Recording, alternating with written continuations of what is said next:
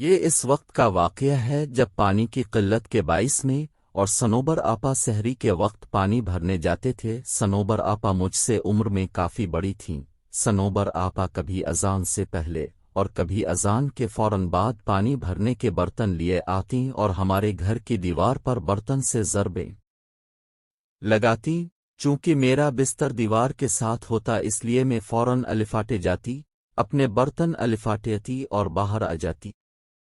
ہر طرف گہرا اندھیرا چھایا ہوتا تھا اور گیدڑوں کی دلخراش آواز دل جھنجھوڑ دیتی تھی۔ دل میں ڈھیروں خوف لیے ہم سہج سہج کر قدم بڑھائے جاتے تھے گھر، تو چونکہ اس زمانہ میں آقا داقا ہی موجود ہوتے تھے اور ہمیں پانی لانے کے لیے طویل مسافت طے کرنی پڑتی تھی۔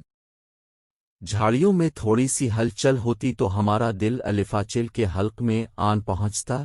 سنوبر آپا کافی مضبوط اعصاب کی مالک تھی، جبکہ میں کافی ڈرپوک واقع ہوئی تھی۔ پانی لانا میری مجبوری تھی کیونکہ گھر میں ایک بوڑھی ساس تھیں اور 3 بچے، میری ایک بیٹی اور 2 بیٹے۔ شوہر تو روزی روٹی کمانے کے سلسلے میں باہر نکلتے تو مہینوں بعد ہی واپس لوٹتے تھے۔ آگے آگے سنوبر آپا ہوتی تھیں جبکہ پیچھے میں ہوتی تھی، اور کبھی کبھار تو مجھے واضح محسوس ہوتا تھا کہ میرے پیچھے کوئی اور بھی چلتا آ رہا ہے۔ اپنے پیچھے الفاٹے جانے والے قدموں کی آواز میں بخوبی سنتی تھی، لیکن مجھے سنوبر آپا ہمیشہ نصیحت کرتی تھیں کہ کبھی کسی چیز کے پیچھے نہ جانا، چاہے تم کچھ بھی دیکھ لو، اور کبھی پیچھے موڑ کر نہیں دیکھنا، چاہے تمہیں کچھ بھی سنائی دے رہا ہو۔ میں نے ان کی بات کو دل پر نقش کر دیا۔ میں اپنے پیچھے قدموں کی چاپ سن کر زور سے آنکھیں بند کر لیتی اور دل میں آیت الکرسی کا ورد شروع کر دیتی، لیکن جب طویل سفر طے کرنے کے بعد بیٹھنے کو جی چاہتا تو یوں محسوس ہوتا جیسے بالکل ساتھ کوئی بیٹھا ہے۔ گردن گھما کر آدیر الفادیر دیکھنے پر سوائے اندھیرے کے کچھ دکھائی نہ دیتا۔ ہمارا روز کا آنا جانا تھا۔ آ کر روز مجھے آواز آئی کہ دیوار پر ضربیں ماری جا رہی ہیں۔ میں الفاٹے اپنے برتن الفاٹے، لیکن گہرا اندھیرا دیکھ کر ٹھٹک گئی۔ مجھے یوں محسوس ہو رہا تھا جیسے آدھی رات کا وقت ہو۔ میں باہر گئی تو دیکھا سنوبر آپا کا دور تک کوئی نام و نشان نہیں تھا۔ میں نے یہ سمجھ کر قدم رستے پر ڈال دیے کہ وہ زیادہ دور نہیں ہوں گی اور میں ان تک پہنچ جاؤں گی۔ گیدڑوں کی آوازیں پل بھر کو میرے قدم ساکت کر دیتی تھی۔ میں نے بھاگنا شروع کر دیا لیکن میں ان تک نہیں پہنچ سکی۔ بگڑے تنفس کے ساتھ میں نے مسافت طے کی اور جائے وقوع پہنچ کر میرے اندر تک سنسنی دوڑ گئی۔ سنوبر آپا وہاں موجود نہیں تھی۔ میں تھوڑا اوپر کھڑی تھی اور نیچے دیکھا جہاں پانی کا کنواں تھا۔ ایسا محسوس ہو رہا تھا کہ کوئی پانی کے ڈول یک کے بعد دیگرے اپنے اوپر بہا رہا ہو۔ میں نے نیچے جانا ضروری نہ سمجھا اور پانی کا ڈول الفالٹا کر اس پر بیٹھ گئی، لیکن تھوڑی دیر بیٹھنے کے بعد بھی پانی کی آواز بدستور آ رہی تھی۔ مجھے عجیب و غریب خیالات آ رہے تھے اور پانی کی آواز سے عجیب سا خوف محسوس ہو رہا تھا۔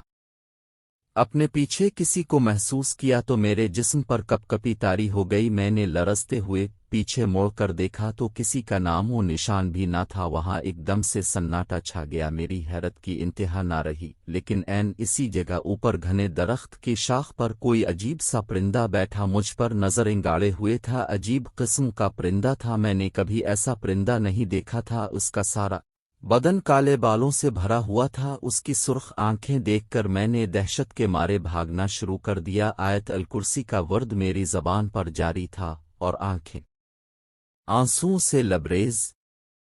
میں نے 1 منٹ کے لیے بھی رستہ میں راکنا مناسب نہیں سمجھا اور اپنے گھر کے پاس پہنچ کر دروازے کی طرف ہاتھ بڑھایا ہی تھا کہ اسی وقت سنوبر آپا اپنے گھر کا دروازہ کھول کر باہر نکل آئیں۔ ان کے پاس ڈول بھی تھے اور میں دروازہ کا پٹ کھولنا چاہ رہی تھی، لیکن اپنا توازن برقرار نہ رکھ سکی اور بے ہوش ہو گئی۔ آنکھ کھلی تو دیکھا ارد گرد سب جمع تھے۔ سنوبر آپا کے گھر کے سب افراد بھی بیٹھے تھے۔ میں نے پانی کے لیے آواز دی تو سب لپک آئے۔ تھوڑی طبیعت بحال ہونے پر معلوم ہوا کہ آج چوتھا روز تھا اور میں مسلسل بے ہوشی کی حالت میں تھی۔ میں نے اس روز کا واقعہ سب کے گوش گزار کیا تو سنوبر آپا ماتھا پیٹ کے رہ گئیں اور بولے، جیسا تم کہہ رہی ہو یہ درست ہے، تو ہم اس کو معجزہ ہی سمجھیں کہ تم زندہ سلامت لوٹ آئی ہو۔ میں نے رب کا شکر ادا کا۔ آج بھی بدن پر سنسنی طاری ہو جاتی ہے جب کبھی اس پانی کی آواز اور اس عجیب و غریب پرندے کا بالوں بھرا جسم آنکھوں کے سامنے آ جائے۔